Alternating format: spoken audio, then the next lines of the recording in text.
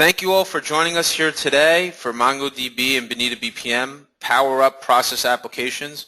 My name is Sean Goldsmith, and I'm here today with Philippe Ozil, Technical Evangelist at BonitaSoft. Philippe is an expert with BPM, and today he's going to be speaking about MongoDB.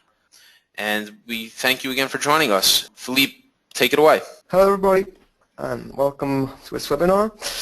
So I'm going to talk to you about MongoDB, and Bonita. I'm going to be organizing my talk around four main subjects. The first thing I'm going to do is I'm going to go through a quick refresh about what RDBMSs are, Relational Database Management Systems. Then we're going to go and deep dive into the subject. We're going to explore NoSQL databases, and we're going to look at that with MongoDB in mind. Then next point, I'll be exploring the differences between the NoSQL databases and the traditional relational databases. And I'll conclude with an integration of MongoDB with Bonita BPM. First, let's start with this quick refresh about what is an RDBMS. RDBMS stands for Relational Database Management Systems. These are actually the oldest types of DBs available on the market. These date back from the 70s, and they're, because of their age, they're the most widely used systems also in the industry. There is a tendency to confuse them with SQL databases, and it's more or less the same thing because most of the databases that are relational implement the SQL standard. SQL stands for Structured Query Language. Anyway, they are relational because they store data in tables. These tables are bound to a schema that's a structure that describes what are their attributes, and they're linked by relations. So what you have is, for each table you have a primary key identifying your table row with a unique ID, and you have maybe some foreign keys relating to some other tables, and this is called a relationship. Here you have in the small diagram here a relationship between a table A and a table B. So this is a relational database that we have here. This said, we're going to go into the subject that is at hand now. We're going to talk about NoSQL databases. So NoSQL databases are something that are really getting popular right now, but they're not exactly brand new. They started to appear in 2000, and few people know actually why they are called NoSQL. They're called NoSQL because they're in fact not only SQL. And generally they do not expose the traditional SQL interface, so they have another language to interface themselves, to connect data. The appropriate term would rather be in fact not no-rel databases, because generally these NoSQL databases are in fact not relational. So it's not exactly the fact that they're not SQL that is interesting, it's the fact that they're not relational. NoSQL is actually a pretty broad term, but we'll see that there are actually different types of NoSQL databases. There are more than four, but here we are really the main types. We have column stores. Here you may have heard of Cassandra and HBase. So these rely on columns containing data. You have document stores. This is what is going to be interesting for us in this webinar. We're going to talk about MongoDB. That's one of the examples of document stores. We have also Couchbase, which is also a pretty popular document store. Then we have key value stores like Redis or FunationDB. And lastly, we have graph-oriented database management systems with Neo4j and OrientDB. So there are really different types of NoSQL databases, and they really don't behave the same. They don't tend to address the same functionalities in the same manner. So what we're going to do now is we're going to continue with MongoDB in mind. So we're not going to cover all the type of NoSQL databases. We're going to go with a document store and with MongoDB in mind. First, why are we talking about MongoDB? Well, there are three main reasons why we have selected MongoDB to present NoSQL databases. The first reason is that it's open source license. It's the leading NoSQL database management system, and it's pretty flexible and has a good documentation. So I'm going to develop a bit all of these points and explain why in detail we have chosen this database. Okay, so the first reason MongoDB is open source. Well, as you already know, Microsoft is an open source company, so we strongly believe in the open source model. So we really wanted to put that to emphasize and promote the use of open source technology. And we are actually not the only ones to believe in open source technology. The graph that you see here is a popularity balance that was generated by a website called dbengines.com. And let me give you a bit of background on the data that you see here. This site, dbengines.com, compares all the possible databases that exist on the market, where they have registered something like 233 databases, and they're collecting data with search engine trends on Google, Bing. They're also collecting technical forum trends on things like Stack Overflow or DBA Stack Exchange. They're also collecting data from job offers, like sites like Indeed or Simply Hired, and they're also scanning social and professional networks like Twitter and LinkedIn. So they're really scanning a lot of data, and based on all of this data, they have established some rankings.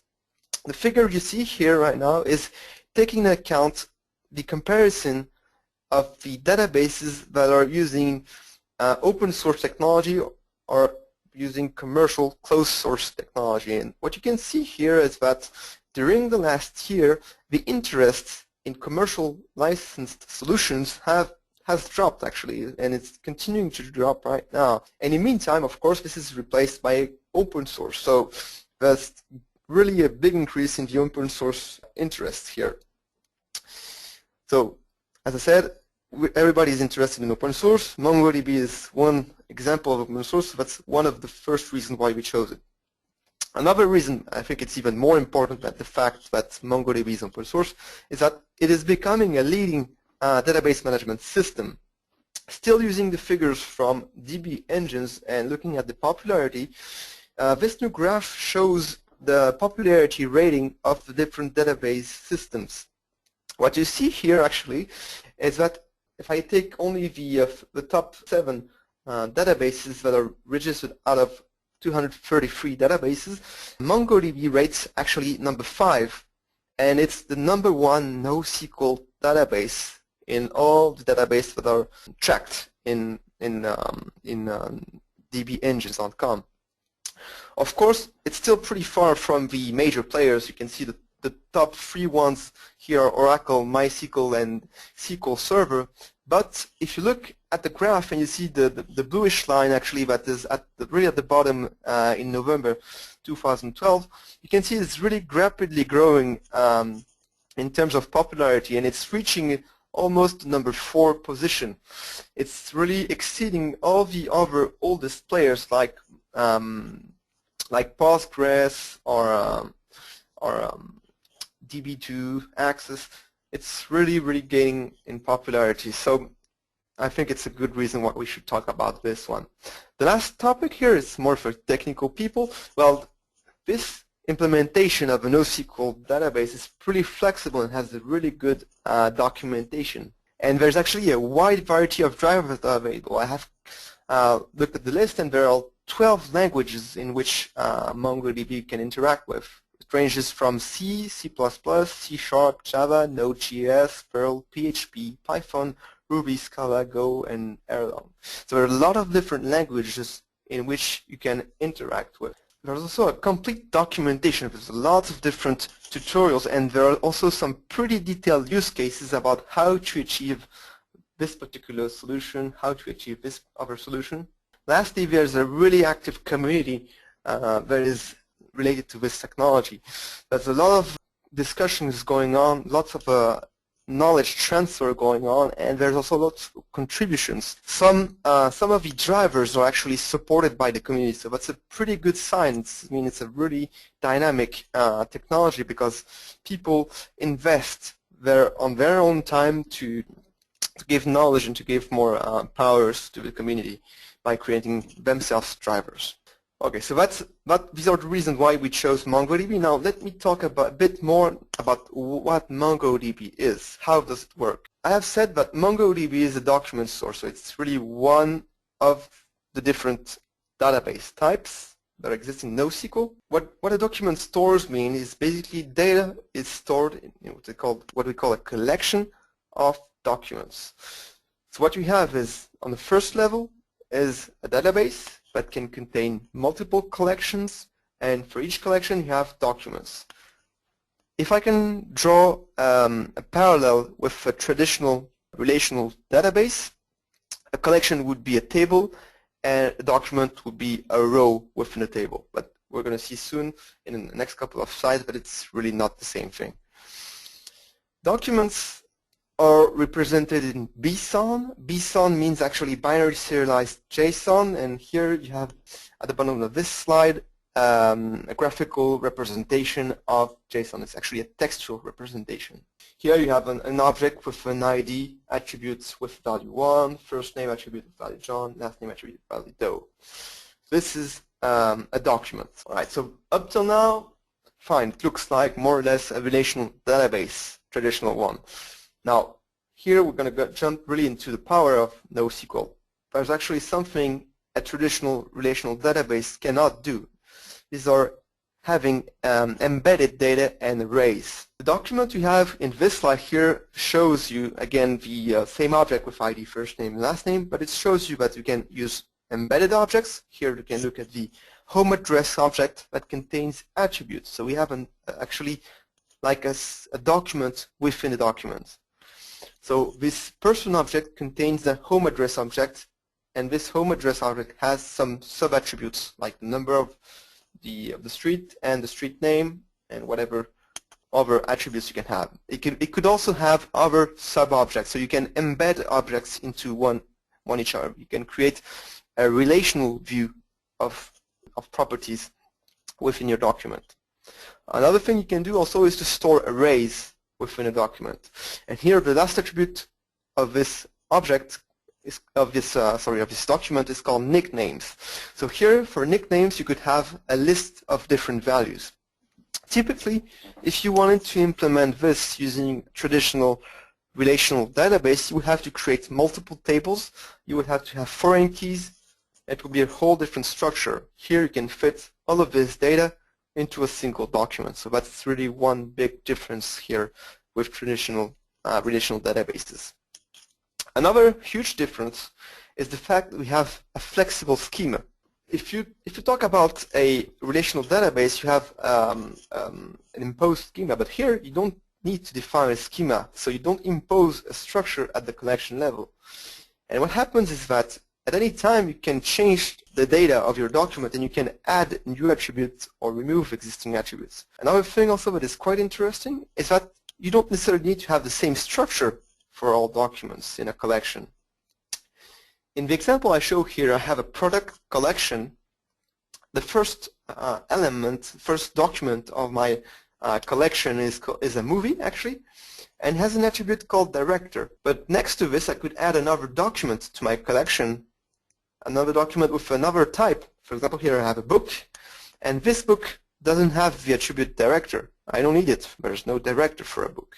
So instead I have another attribute called author. So I could mix different documents with different structures within the same collection. Of course, there's still a sense of a shared schema because both of them are really products. So they still share some attributes, but you can have really more specific attributes that exist only in certain documents. So this gives you great flexibility. So this is really the high-level view of MongoDB I want to give you. We're going to see more when we're going to play with it. Let's get back to the topic of comparing NoSQL databases with traditional relational database management systems. So we're going to compare those types of database with three big topics here, looking at the main advantages of NoSQL databases. The first one is that we have denormalized data, in NoSQL databases. Then the second point is that we have better read-write performances in NoSQL databases. And lastly, we have also a great horizontal scalability. So I'm going to develop these 3 points and give you a bit more insight in these three different topics.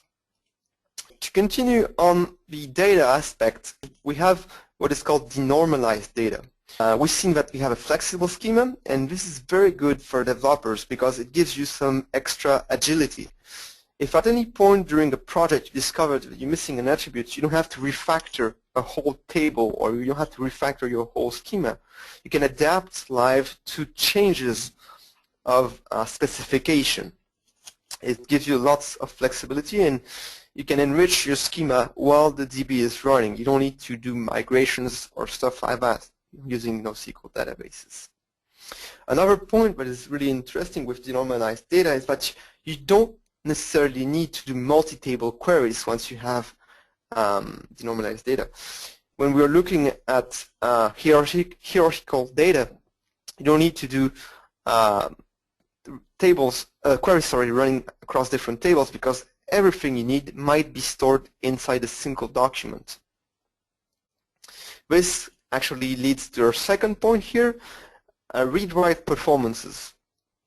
Because we have this flexible document structure, we don't need to do costly join operations. So if you've been playing a bit with database and talking to database administrators, you may know for a fact that this is the costliest operation. When you do complex queries, you have joins, basically relating several tables together to achieve a single result.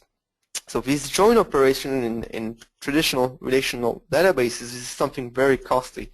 And with our flexible schema in NoSQL database, you can get rid of most of these join operations.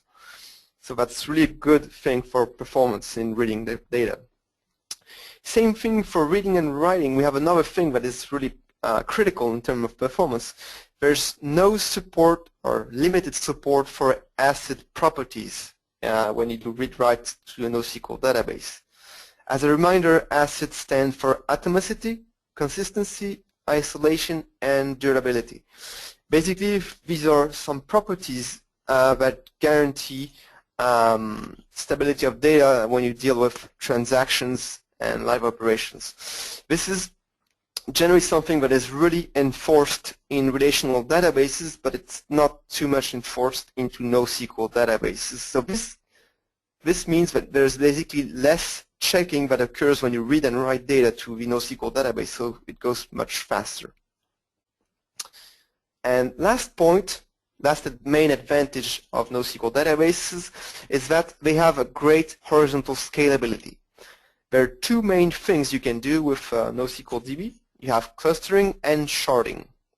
So the first topic, clustering, means that we can replicate data across several servers. With that, we can achieve high availability, and also we could achieve also high performance.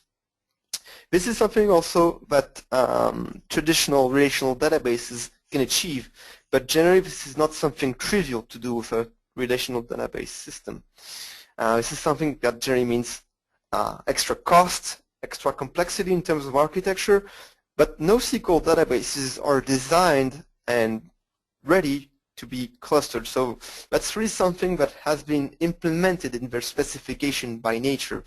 And so there's much better tooling to do that.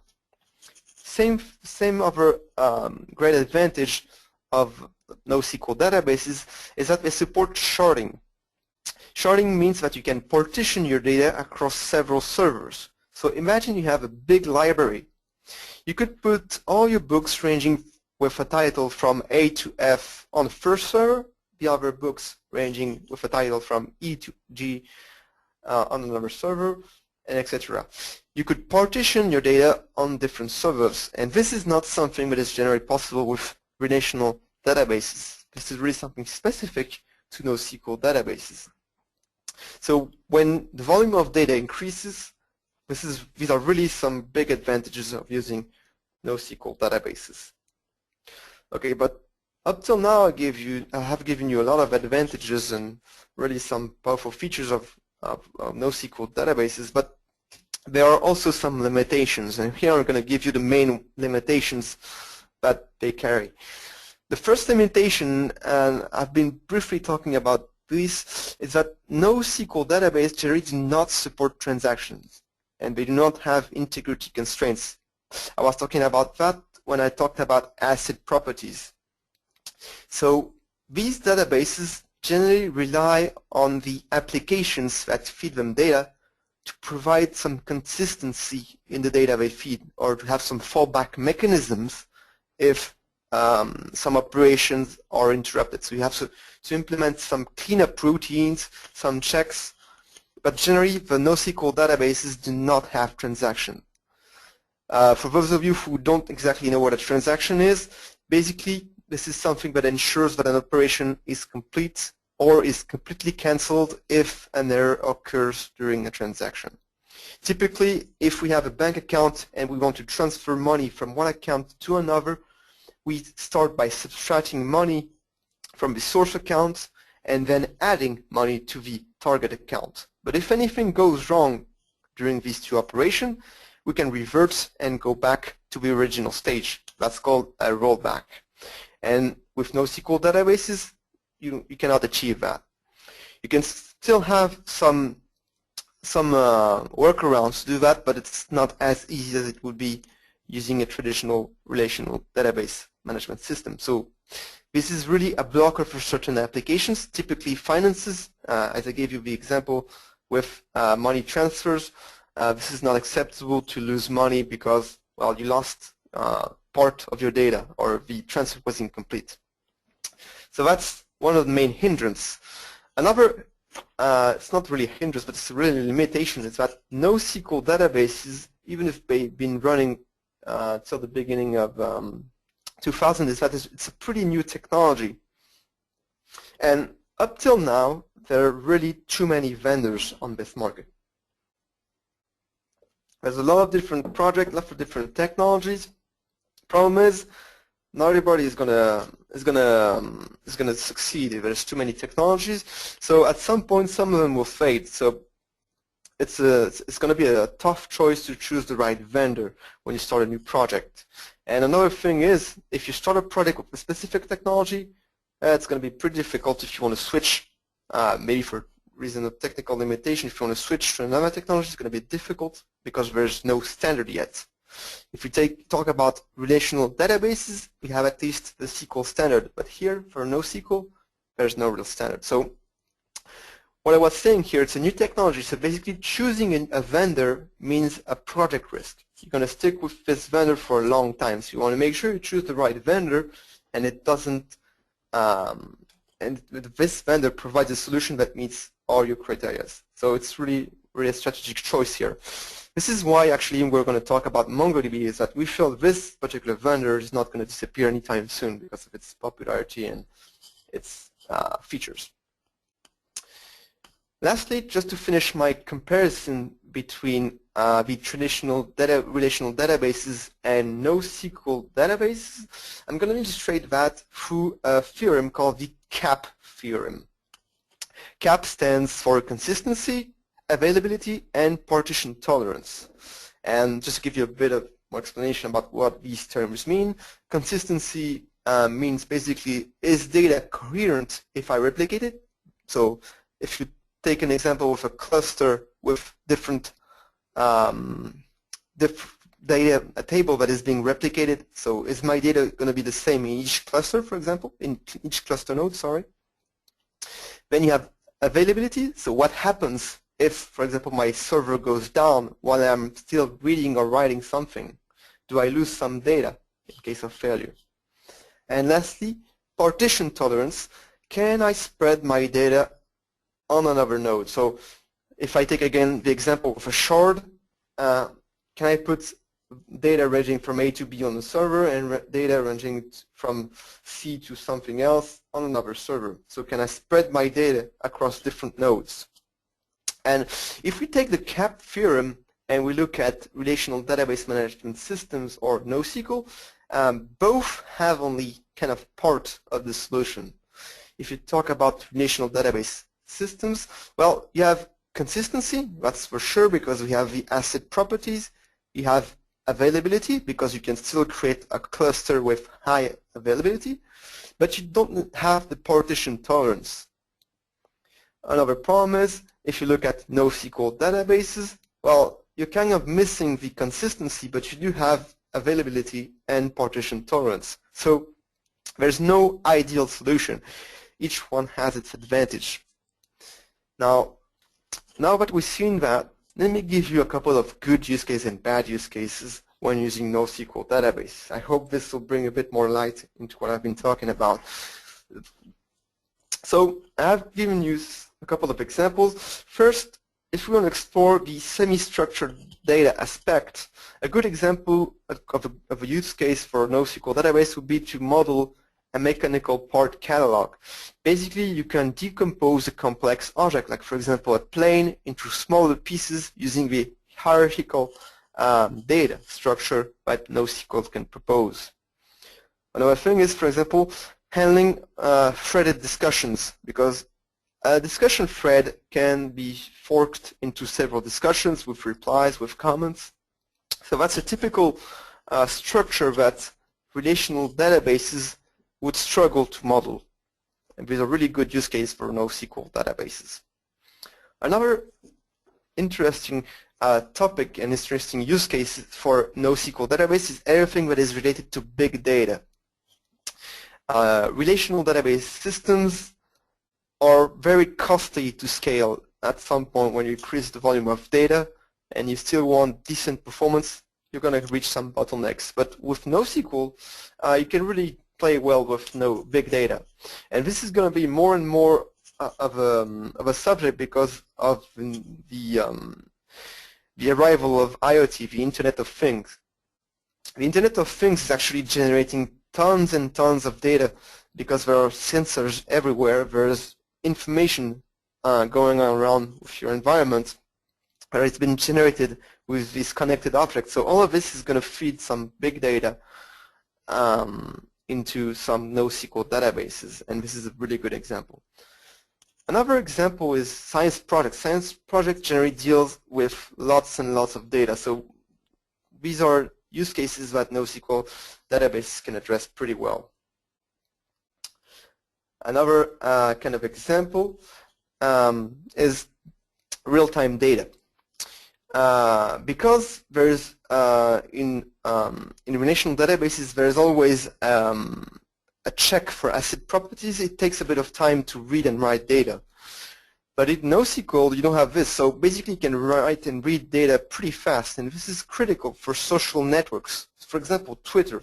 When you tweet something, you want your tweet to be available to everyone kind of instantly. If you try to do that, or if they tried to do that using a relational database system, they could never achieve such a speed. However, a sector in which real-time data is critical also is stock exchange. Stock exchange is something that is really updated every second, so there's really intense read and write operations for stock exchange. So this sums up a bit a couple of good use cases for NoSQL. Now let's have a look into when NoSQL is not such a good fit. We have, I have listed at least two main topics here. The first topic is with critical data. So again, with the lack of transaction, you can lose some data, or you can miss some updates. So this is really not a good fit to handle critical data, especially when you deal with money. Money transfers cannot be modeled with NoSQL DB. It's too dangerous. You risk losing transactions, and it's pretty hard. Next thing also that is pretty difficult but still possible, it depends really on the database use, is to create complex relationship and ad hoc queries. Ad hoc in the sense that you're going to write in real-time queries that you haven't thought of when you implemented the schema. So dynamic queries. And this is really the case when you do some dynamic reporting. When you want multiple tables and you want queries that browse through multiple tables dynamically, when you're going to explore some data and try to create dynamic relationships between multiple tables. So in most of the NoSQL databases, this is not generally very good in terms of performance. But there are still some counter examples with that with graph databases, but I'm not going to go further on this topic here. We're going to jump now to the point where we get to start to talk about Bonita. So I'm going to present you something a bit more practical here, and I'm going to talk about our work here of integrating MongoDB and Bonita. So first of all, let's ask ourselves what can be done. So what I'm going to be doing and what I'm going to be presenting to you live in a couple of minutes is the integration of MongoDB with Bonita using Bonita connectors. And what I have done with those Bonita connectors is I have taken them to store some business data that is going to be used by my processes. Just a disclaimer here, because some of you might already wonder this, Bonita engine does not and will not in any near future support MongoDB. That's something people have already asked in the past, and there is no plan. It's actually not possible now, up till now, because MongoDB does not provide transactions, and our execution engine is actually really heavily dependent on transactions. So we're going to focus just on connectors for now. How does this work? Basically, we have two options. We can connect with two methods. We can either work with direct connections or with something called a data source. So I'm going to present both solutions, and I'm going to explain a bit what are the pros and the cons of each solution. So starting with option number one, direct connection, the first advantage using direct connection is that actually you don't have to configure anything on your application server. All the configuration is actually contained in the connector and in the process, so that's something you can pretty easily deploy. The drawback of that, however, is that you're duplicating your configuration. For each connector you create, you have to store again username, password, host, etc. So in the end, it's something that is very difficult to maintain. Another drawback of direct connections is that they have pretty low performance because they don't benefit from connection pooling. What is actually happening when you use a direct connection is that each time you're going to request some data, your connector is going to have to establish a connection with the remote MongoDB server. If there is authentication, needs to send information about authentication, there's a network traffic going back and forth, and you're losing time. So this is why we're going to recommend option number two, using data sources. When you use data source, well, there's a small drawback is that you have to do some configuration on the application server side. So before actually using it, you need to set it up on your application server. But once it's done, it's a configuration that you can share between all your connectors and all your processes. It's not something you have to redo again and again. So in the end, it turns out to be a maintenance advantage to have your configuration stored on the server rather than in the process. And most importantly, when you use data sources, you benefit from connection pooling. Because the data source is keeping a pool of connection, when you want to use your connector, you just grab an open connection. You don't have to re-establish the connection. The connection is already available for you to use. So again, I really want to recommend option number two. To show you a bit how this works, here are some screenshots of the different connectors we've been implementing. Again, if you use on the left direct connection, you have to share all the connection settings. That's host, port, database, username, password, plus the command. Actually, I have added this to the screenshot because it's actually on another page. You have to share all of these settings and to repeat them for each connector. So that's not really convenient. Now, on the other end, if you use the data source connector, you just have to know the data source name and the command you want to run. These are the two settings you need to provide. So these are the only two settings you'll duplicate in the end. So it's much easier to maintain. And also there's a much better security here because you don't have to re-enter the password each time. So that's something to consider. Okay, so now we're going to focus more on this data source connector. Let me give you a bit more background on how it works. Well, the data source connector is going to be sitting in your process. It's going to be your process is going to be deployed on the Bonita execution engine. This is, of course, inside your Java server. Java server, this could be Tomcat, for example, or JBoss, or whatever. And when you need access in your process to Mongo data, you call the data source connector. Data source connector will call a JNDI resource. JNDI stands for Java Naming and Directory Interface. It's part of the Java standard. In the server, you have a set of JNDI resources identified by a unique name. So this is the property actually that you're calling with your connector. This data source is actually a class on your server that is actually connected to your MongoDB. So it's holding the collection pool and it's returning back to your connector a valid connection on which you can run your query back and forth to MongoDB. So that's the architecture that we're putting in place. And I'm going to show you that now live, actually. So I'm going to switch to Bonita. All right. Here you can see I have my studio running, Bonita BPM studio running. I have two processes running for me. And the example I have chosen to share with you is actually an example in which I'm managing a product database. So I have two processes in place. I have a process in which I can add a new product, and I have a second process in which I can list and then edit my products. So as you can see in the different tasks, you have connectors here. These are all using my my Mongo data source connector. Now on my application server, what I have deployed is actually a Mongo data source. So I'm going to show you just the configuration of this, just show you it's not magic. I have a Mongo server running actually on my computer here. And let me just show you what I have done to configure it, show you how it's simple to deploy it. So in my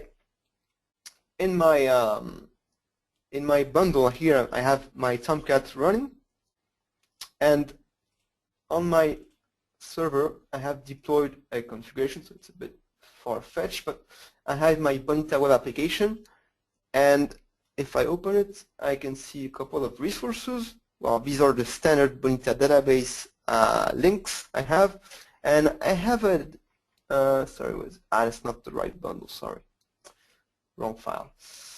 Let me start again. Yeah, that's the one, sorry.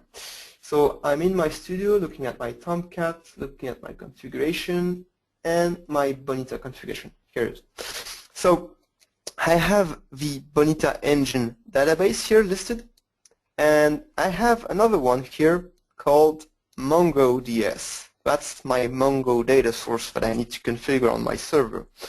So here you have the name MongoDS. Then you have a couple of properties that are standard for this type of object. I have my configuration settings. Here my database is working on my local host with the standard port. My database name is test. I'm not using any password or username. And I have a pool of connections ready for me. It's going to open a minimum of 10 connections, and it can grow up to 100 collection as I request new connections. Next, in my Bonita process, I have these connectors. These connectors, if I open their configuration, they're all calling this Mongo data source. Sorry, my screen. Oh, yeah. This Mongo data sources, that's the one I have defined in my property, and they're performing Mongo commands. Here, this one is just listing all my product types and returning them as an array. So let's see that in practice. So if I do a run on my process, it's going to deploy them on my Tomcat, and I'll be looking at it pretty soon. Don't focus too much on the user interface. I have done it really quickly, so the user interface is not the main focus here. So here it's opening up. Here I have my list of products. So notice that I have a list of products. They're ordered by label, but there are different product types. Yeah, you have a mix of books, audio albums, and movies. So here I'm really exploring the fact that I can have different object structures in my database. So if I take one of them, I can also browse a bit more this object. So if I'm taking, for example, this one, the audio album called Homework, I can edit it, and here I'll be able to see a detailed view of this object. So you have a set of standard properties, and then you have some extra properties which are part of the flexible schema. Here notice that we have a track property. The track property is actually an array, and in this array I can have more than one value. So here, if I want to do the same thing with a relational database, I would have to have lots of different tables to link them, to be a mess. Here it's just one document that you're looking at right now. And I can mix different types of documents. All right, back to my topic here. I'm just going to create a new product so that you see I have to specify a common header, and then I can specify some other things. So for example, I'm going to add another book to my list. I'm going to give it a part number, whatever. And I'm going to take a famous book that you may have heard of, and just give me I'm just going to copy some description. Yeah, there we go. And I'm going to give it a price like $10. Saving that. So this is actually writing to my database, and then I can write some properties. Here I have some basic properties, and I can extend my schema if I wanted to add some of the information. So let me just fill in the basic data. So the offer, here just also the ISBN, I don't have it at hand, so I won't write it down.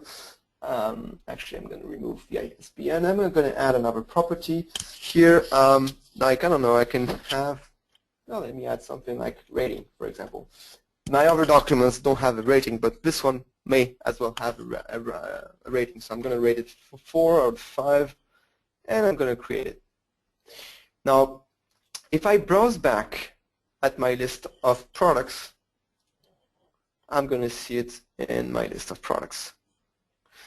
And actually it's here at the top of the list. Yeah, I have my new book, and with these specific properties that were not present in the other documents. So here really it's showing the power of the semi-structured data. I can write new attributes as I want. I can really create complex stuff here that I could not achieve with a standard relational database system. All right, so everything that I have shown here, the process example, the connectors, I'm going to contribute that to the community. It's not done yet, but it will come soon after the webinar, and you can get a chance to play with those. Back to the slides, I'm going to conclude this presentation, if it will switch back. So what we have seen during this webinar actually is we have seen the power, but also the limitations of choosing a NoSQL database. So we have compared it with traditional relational databases, and we have also seen a practical example of how to integrate MongoDB with Bonita BPM. So even if I was a bit, I would say, pessimistic about the future of NoSQL database, saying there are too many players on this market, it's still growing in popularity as well as in maturity.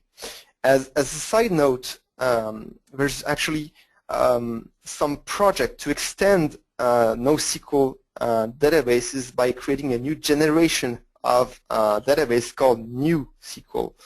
NewSQL, it's something really, really new. It's coming from the last years. It's the idea to create the same databases as NoSQL, but with transactional capabilities. So this is something you really want to listen to, and it's still too young to talk about yet, but it's something worth considering. Anyway, I hope I have shown you the really the power of NoSQL databases, and I hope next time you implement a Bonita BPM project that you may consider this option for storing your business data. Thank you all for following. Again, the resources are not yet shared on the Bonita community, but you can still grasp the connectors and the MongoDB data source from my GitHub account. The video of the webinar will be shared, and I will also publish all of these resources with the process and the examples on the Bonita community.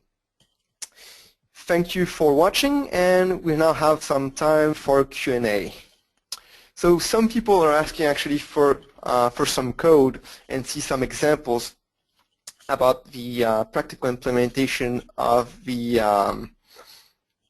Mongo connection. So there are two things you can look at. I'm not going to comment the Java code of the connectors. You can look at them on GitHub. If you want to look at some practical examples of queries using fetching data and reading it, let's just take an example. For example, if I edit a product, I can look at this connection to load a product. So how is it done? Well, we have again the parameter to connect to the MongoDB database, and you have a second parameter here using GroovyScript that creates the query to load a product. So how is this working? I'm going to detail a bit the code.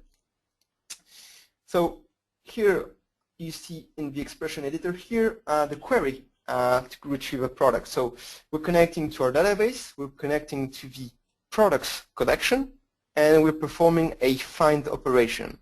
The find operation is working on a specific ID object with a value of product ID. Product ID is actually one of my process variables, and it's the product I have selected from the task called select product, and it's returning the object as an array.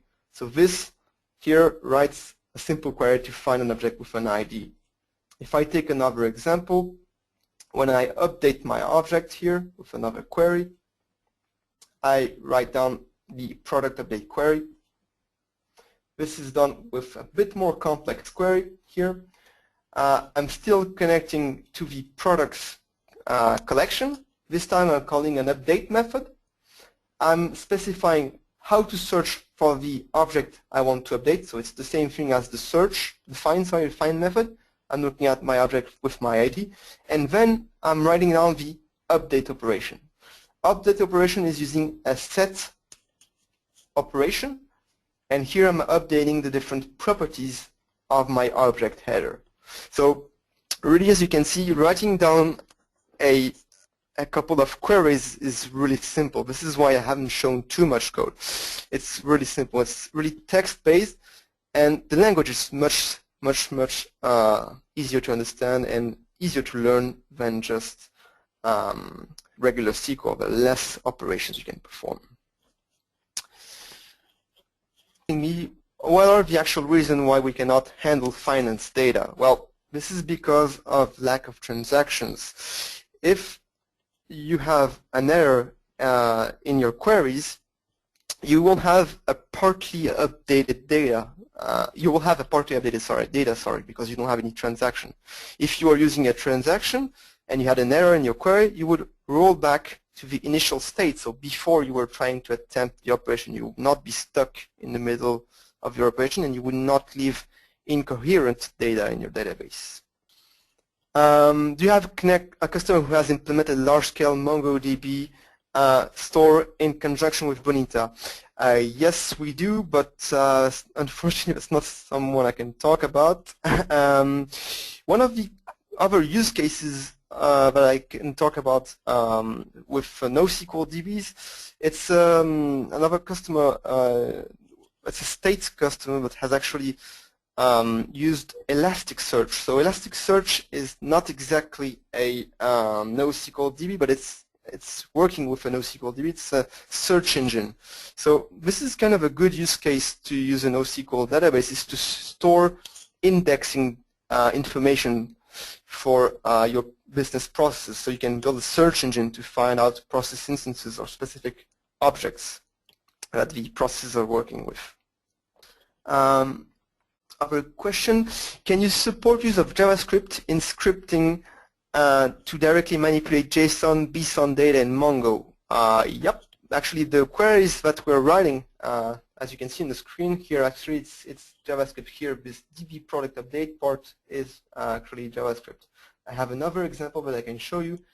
When I create my product, and when I save it here at the end of my first process, I'm actually writing it on the insertion query.